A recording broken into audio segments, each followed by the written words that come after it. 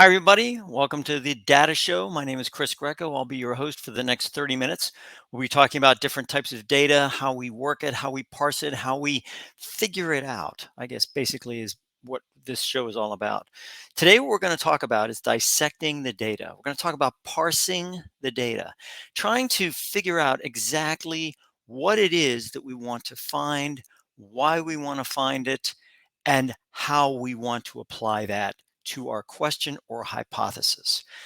The subtitle is the fallacy of data analysis without standards. And I think that's where this all comes about. Is basically what happens is that we don't have good definitions for data, what we call data definitions. And I think what happens is when you don't have data definitions, what happens is that you just have, well, it's kind of like a person that sees something, whatever it may be, and says, "Oh, we have to have a requirement for that." This comes back down to project management, right? Systems engineering, any type of engineering you have to have requirements before you can have anything else. Those requirements are so incredibly important that if the requirements are not levied correctly, the entire project will fail. Same with data. If the requirements are not levied correctly on the data, then the data will not apply to what needs to be happening with the actual question. And that is what most of the media reports on, is they basically make their own requirements, or they state something in the headline that you think is a requirement, but in actuality is just basically clickbait. So that's what we're going to talk about today, and that's hopefully what we're going to see within this data. So, dissecting the data, the fallacy of data analysis without standards. So, what we're going to talk about is something very provocative at this point in time. I'm going to tell you it's very controversial. And I would normally say I'm sorry for bringing this stuff up, but what happens is that the emotions in this country are running so high with this subject. I felt we need to take it back a step. And I realize that people have suffered and died as a result of this. That's not in any way, shape, or form to dilute that. It's not in any way, shape, or form to somehow make that non important. What it does is we have to put it in relative sense of what's going on within this country and within the world itself. Now, on the worldview, I talked a little bit about density of population. Just to be clear, just to be clear, the United States is basically about the third highest population country in the world. And I think a lot of people don't realize that. They sit back and they go, well, there's got to be another country that is more than us. Yes, there is. There's two. There's India and China. Other than that, folks, it's us. And we sit back and we sit back and we sometimes forget that we are the third highest population country in the world.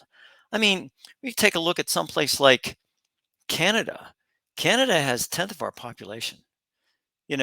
So I mean, we sit back and go, geez, really? They have a huge landmass, but they don't have the population we have. Australia, huge landmass, not even near our population.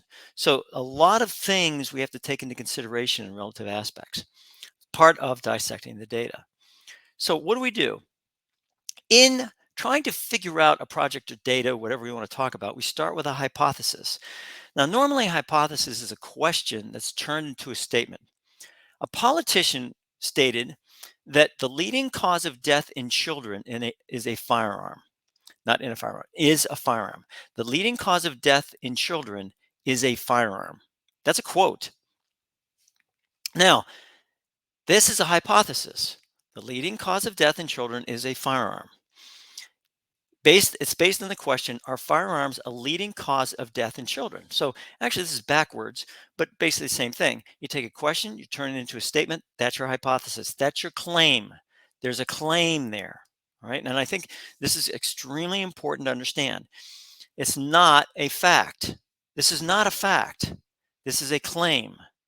And what you're trying to do is basically prove or disprove the hypothesis, reject or not reject the hypothesis based on statistical significance. That's what a study does. That's what a study does, whether it be drug or whether it be any other type of aspect. You try to prove statistical significance. If you dissect the data in different ways, the hypothesis is analyzed differently. And I think that's important too. I'm just going to make a little editorial at this point in time, and you guys can fly over this. Is that there's a lot of data analytics stuff going on out there. There are tons and tons of things. Python, learn Python, learn SAS, learn SPSS, learn this, learn that, learn R, learn blah, blah. But the bottom line is all that is worthless. Worthless without understanding the basic concepts behind data analytics. If you do not understand the basic concepts behind data analytics, all you're doing is using a bunch of tools. That's all you're doing. You're not understanding anything. You're just using the tools to come up with these calculations and these great graphs, but it means nothing if you do not understand what is going on behind the scenes. That's what I'm trying to do here. We use the Centers for Disease Control CDC Wonder tool to dissect the data, showing that different parameters result in different perspectives. So the CDC Wonder tool is probably one of the best data parsing tools available, in my humble opinion. You may find something else that's going to be tons more expensive to use.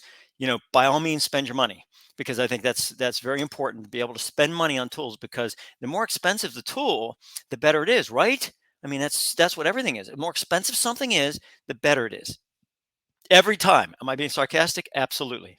This has nothing to do with spending on a bunch of tools that basically are going to parse all this data. It has to do with, what are we looking for? How does it apply to our hypothesis? That's basically what we're talking about. So we're going to go to the CDC Wonder tool and do that. But basically, what we're doing is we're using what they call ICD-10 codes, international. So the I is international, which means it's used in Australia, it's used in Europe, it's used in Asia, it's used everywhere. And that's why it's called ICD-10, because those diagnostic tools, that international code for, I think it's international code for disease or diagnosis. We'll look it up. But basically what it is it's standard. It's a standard. You're doing apples against apples, right? Based on the ICD-10 codes. The Wonder page references underlying causes of death, which will disperse into a plethora of different diagnoses, and we'll go through that. We'll actually go through the CDC Wonder tool, and I'll show you how you can parse this thing in different ways to come up with different numbers, to come up with all these different, all of a sudden you have all these different perspectives. So that's where we have it. So let's talk about fact checkers. The fact checkers on this quote that was given by a politician. Snopes was the first one I looked up. And it seemed to include the same type of information that will be included in this video, right? Parsing, different data parsing results in different perspectives, right? PolitiFact tried to state the statement was mostly true, which is debatable. It's very, you could be argumentative about this whole thing based on the next few slides. I'm not stating that PolitiFact is biased. I'm just stating that if I were to do a study on PolitiFact, whether it be Republican or Democrat politicians, it amazes me how PolitiFact, in many cases, will judge the Democrat as being, mostly true, and the Republicans being mostly false. So it's interesting how that happens, and I'm actually going to do a study on that, and we're going to see how that works. But for right now, basically, PolitiFact states the statement was mostly true. NBC News had what I call the correct response to the politician's claims, which pointed out that slicing the data, parsing the data, dissecting the data can lead to different results. Duh, that's exactly right. And I hate to say you can make data fit your agenda, but you can. You can make data fit your agenda. So what do we do in order to not have that happen? Well, the first thing we have to have is definitions. The following questions are essential. What is considered a child? What is considered a gun-related death? What year is considered the year in question? And what is the relative risk to a child, right? Once the age is determined. So we're going to go through this, and then I'm going to go through CDC Wonder at the end here. What's considered a child? The data that was pulled from the CDC Wonder tool for that quote had an age range of 1 to 19. Now, are 19-year-olds children? Can they vote? Can they own a weapon? Can they enlist in the armed forces? Are children allowed this? So I think we have to sit back and say, what is a child, right? For that matter, what about 18-year-olds? Same. They can own a weapon, they can vote, they can do all those things. What happens when we get rid of the 18 and 19-year-olds from the data pool? So let's find out. So and also we'll do, what is a gun-related death? Are accidental discharges part of the equation? What about self-harm by a gun? Is assault with a gun part of the question, part of the equation? So we'll run through some of the different options in order to better, better understand exactly the data as a whole, so then we can parse through it. I think that's pretty important.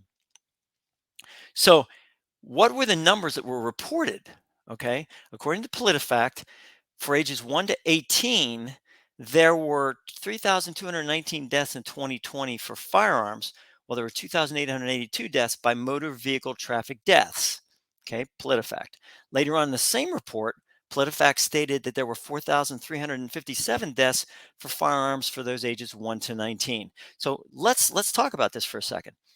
By just adding 1 year to those numbers, that adds a significant amount of deaths, 1,100 deaths by just adding 1 year. So think about, if you get rid of that year, all of a sudden, bang, you're down at 32,000, at 3,219. So I mean, it's really interesting how just that 1 year, boom, it knocks it back down.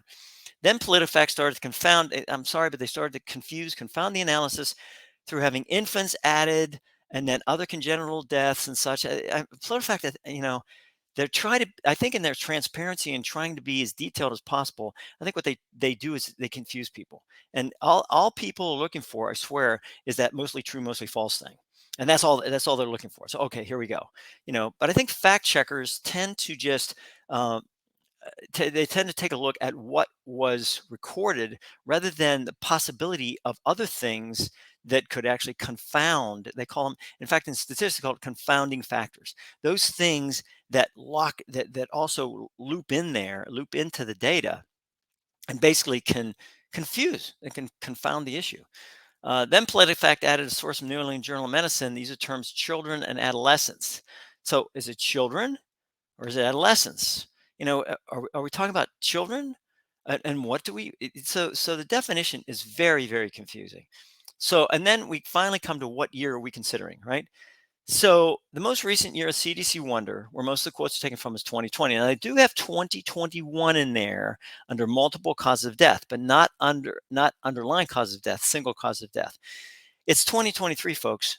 It's the data is dated, and politicians who should know better are using that old data.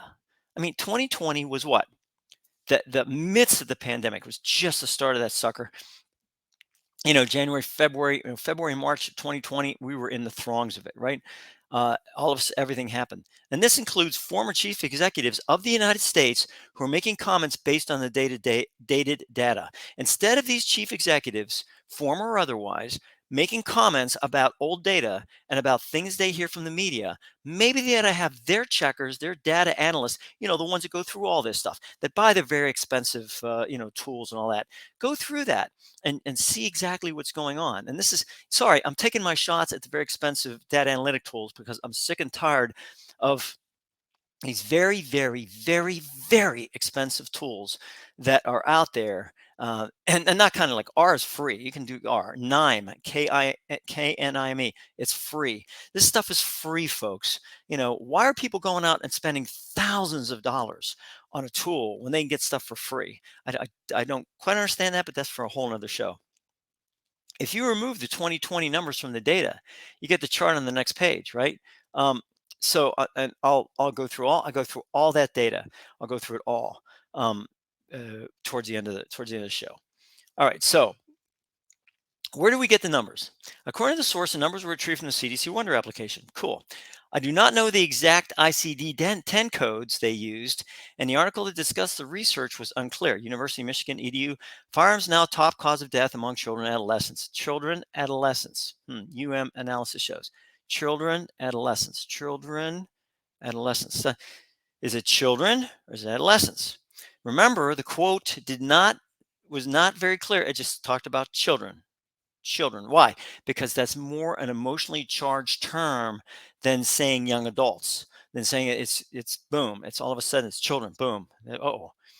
So the statement in one article is biased and takes into consideration 1 year between 2019 and 2020 to make this judgment. 1 year. I mean, really? Pre-pandemic, 2019, 2020, pandemic. You know, look, I'm not saying that pandemic, but it needs to be included as what they call a confounding factor. Very important, right? We continue to fail to protect our youngest population from a preventable cause of death. This is opinion. This was given by one of the researchers. It's an opinion. As a matter of fact, I think a lot of people, when they say things, unless they have facts to back it up, need to say, this is my opinion. I do.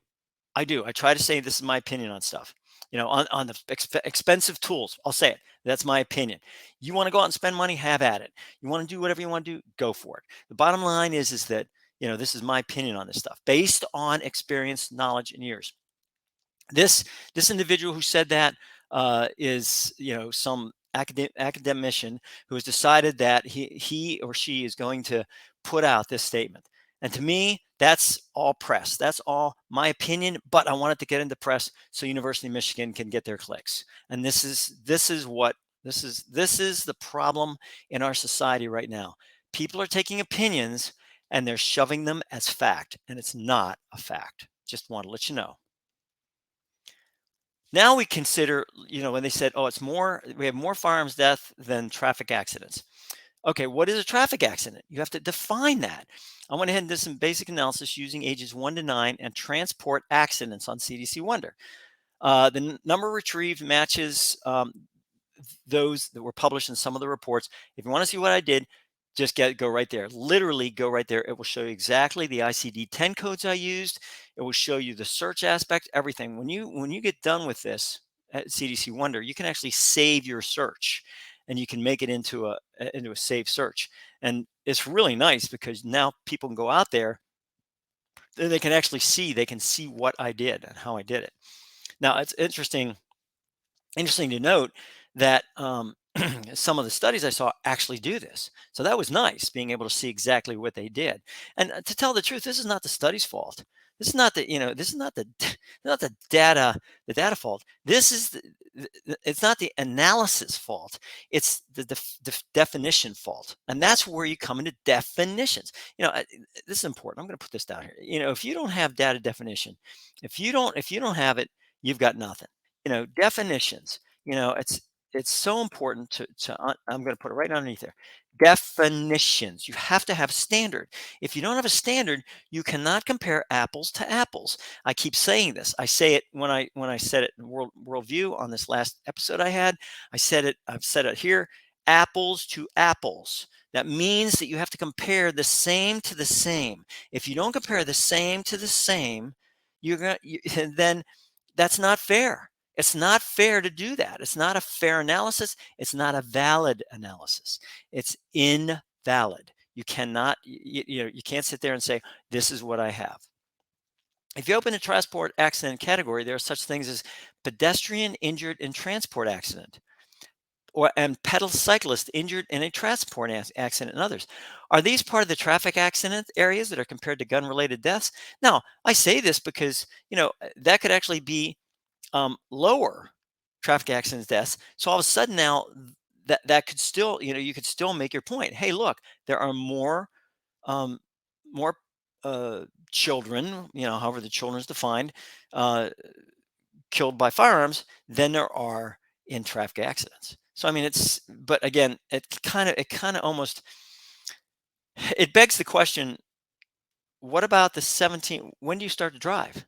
So basically, kids are killed in traffic accidents because they're passengers. But what about the drivers? So we have to sit back and go, you can drive at what age? 16, 17, 18? Do you want to remove those 16, 17, 18 from that to just show that the child was a passenger? Again, there's so many definitions, and that's pretty important. Then we come down to the last part, which is, what is the relative risk to the child? So this is done what they call relative risk between the number of deaths and the population of the age group. I did this in the worldview, talked about population density. The chart is shown on the next slide. As you can see, the relative risk is almost minuscule. This does not mean that we should not be concerned that somehow even one death does not mean anything, or it's one death is unacceptable. One is unacceptable for any children, seriously. But to talk about that from a percentage aspect, even one death is unacceptable. The data is there for you to analyze as many ways as you like. Okay, so here it is: death by weapons assault, age 1 to 19. That's the first one I want to show. So you see here, this is death by weapons assault, age 1 to 19. So we're all the way up here to 27. This is death by weapons assault. This is death by weapons assault, not by all the other, not the other ICD-10 codes that you had, but just by assault. You're talking about about 2,700. Now, risk of gun death, ages 1 to 17. Look at this: 0.0015% to a height of 0.0020%. It's very, very small, folks. Very, very small. Now, if you did this in Australia with their numbers and whatever else, you would find, I don't know what you find, but you'd have to compare it that way. And I think that's pretty important. So what does this all mean? Data can be manipulated to make it look much worse or much better than it actually portrays or displays. You are responsible for checking the data or asking the right questions concerning the data. If you let others decide for you what the data means, that is the same as having them decide how you should think. So we're going to do one more slide just to even out the analysis. This one shows ages 1 to 17 deaths from any type of car or truck accident, any type. I think you'll find the claim is still correct based on the numbers alone. More children ages 1 to 17 did die from guns than from traffic accidents into 2020, if you include all traffic accidents and if you include all gun deaths, right? But note that 17-year-olds can drive cars, right? And the last part I'm going to show, well, let me show you so this is the traffic accidents, ages 1 to 17. You can see here, it's about 800 something. Now, again, I didn't include all, I said I did, but I didn't include all traffic deaths. Like I didn't include all these things. So what happens is that, we had a height. Now, this right here is called a regression line. And basically what happens is the regression line, even though these have evened out here, this still shows a downward trend because it's what they call it's called a simple linear regression, SLR. So what is a regression line? The regression line is a best fit line that cuts the data into a scatter and line chart or scatter chart. That's what it does. Same number of dots above than below the line. Regression is based on the mean of the data. Mean is not a robust measure, which means highs and lows can affect it. Mean can be skewed. In essence, basing the regression, which is based on the mean, makes the regression suspicious at best. Predictions based on straight line regressions by logical conclusions are also suspicious. I wanted to throw that in just at the end. Heights of people. If two people have a child, then that child will have some of the basic characteristics of the parents. That's a fact. If two people over 6 feet tall have a child, then basically what happens is there's a distinct possibility, actually high probability, that the child will grow over 6 feet tall, right? So what happens if a child now, let's say 6'6", marries somebody else who's 6'6"? All of a sudden, you're going to have a child that is going to be above 6'6". That keeps on going. And what happens is if that kept on going, you have all these kids walking around 8 and 9 feet tall. So regression of the mean means sooner or later, it's going to pop back to the mean. You're going to have two people that are tall are going to have a child who's going to be an average height. That's called regression to the mean. That's what it's called. So that's where you have that change, and that's where things are pretty important. So without further ado, let's go to the CDC Wonder, because I think this is very important. So this is where you find the CDC Wonder. It's going to be wonder.cdc.gov. Now look at all this that's here. Multiple cause of death, final, underlying cause of death. So what we're going to do is heat waves, May to September. This is really good. This is very interesting data. Population, bridge race population, single race population. So what we're going to do is we're going to go to underlying cause of death because that's where they went to. And what we can do is we can go through here, underlying cause of death by single race categories. This is only 3 years. This is almost 20 years. So what I'd rather do from the standpoint of looking at long range aspects is looking at this. But I'll tell you what, let's go to underlying cause of death by single race categories. And it's interesting because uh, so you take 2018 to 2021, which goes pre-pandemic and then basically towards the end of the pandemic. And you can see you have to put I agree, which is fine. You put I agree that this says you're not going to use it for bad purposes. And look at all the different things you can do. Now we're just going to do by year here, but we can do by census region. We can do by state, county. We can do by a ton of different things here. I'm just going to pick year. And then I say, hey, all the United States, I'm going to say, fine, we're United States, all categories. We're going to say all races, all genders. But with this age thing, here's what we're going to do. We're going to do single year. And then we're just going to go 1 year and then hold your control key and 2, 3, 4, 5, 6, 7, 8, 9, 10, 9, 10. And we're just going to do 11, 12, 13, 14. 15. We're just going to go to 15. And, it's 2018, 2021, and that's fine. And then we're going to say, select the causes of death. And this is where it's really interesting. You can go all the way down here. And basically what happens is that this will give you all different types of death, all the different types of things here. So what we do is we go through what they call external causes of morbidity. And I'm going to open this up just to show you exactly what it talks about. And here you go, transport accidents. So transport accidents would be those traffic accidents areas, but there's so many in there. Other external causes of accidental injury. So let's just open this up and show what that would be. So just this is going to be exposed to force of nature. Let's bring this up a little bit. There we go. Falls, exposure to smoke, fire and flames, electrical, breathing, all these different things, mechanical forces, accidental poisoning, overexertion, heat, all this. Intentional self-harm is here, assault. So I'll tell you, we're just going to do assault here, because just for time aspects. And here's assault by corrosive, assault by handgun and discharge. So by handgun discharge, we're going to select that one. We're going to select assault by rifle, assault by other and unspecified.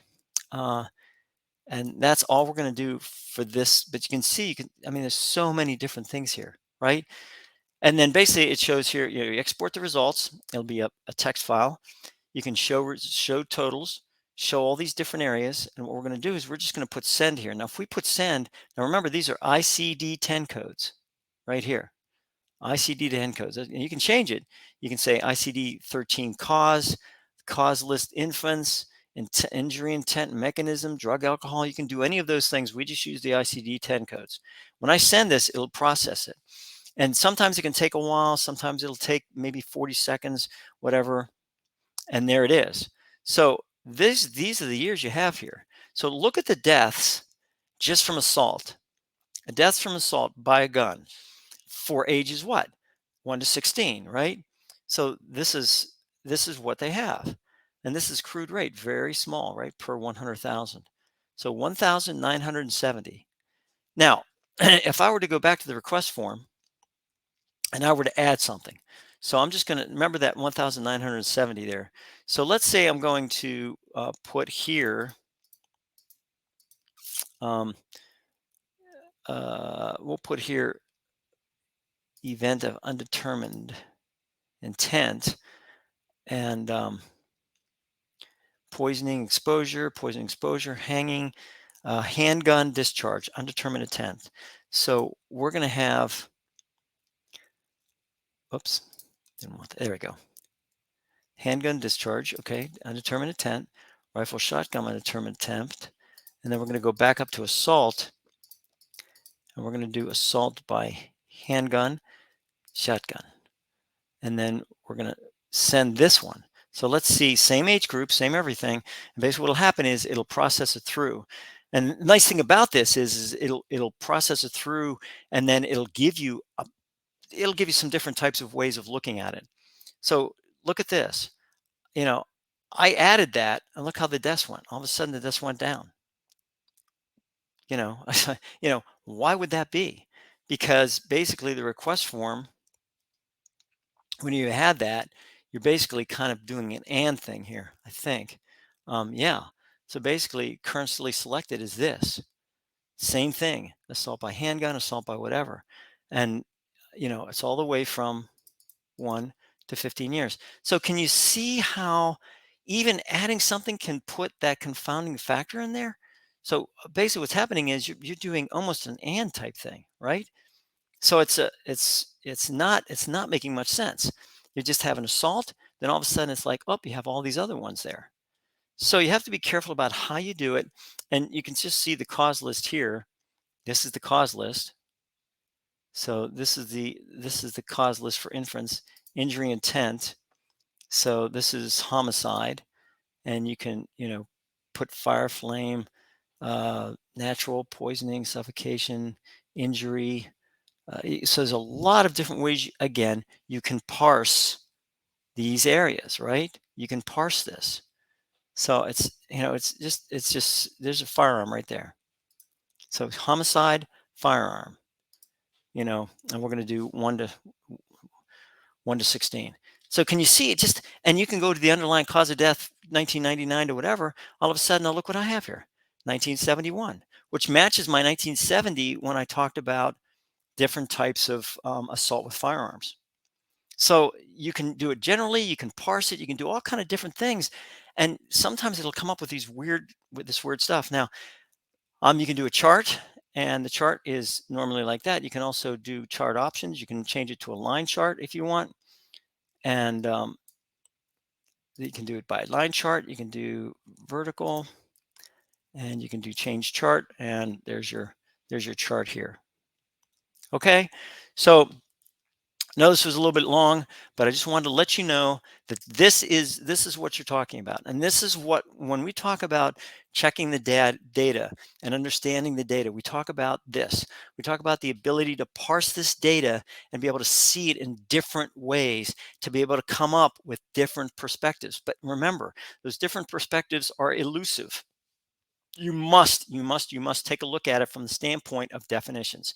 And if you take a look at it from definitions, I guarantee you that it will be a much, much better uh, presentation and visualization of what the data actually shows. So for the data show, this is Chris Greco signing off, saying thank you very much for watching, and have a great day. And remember to check the data.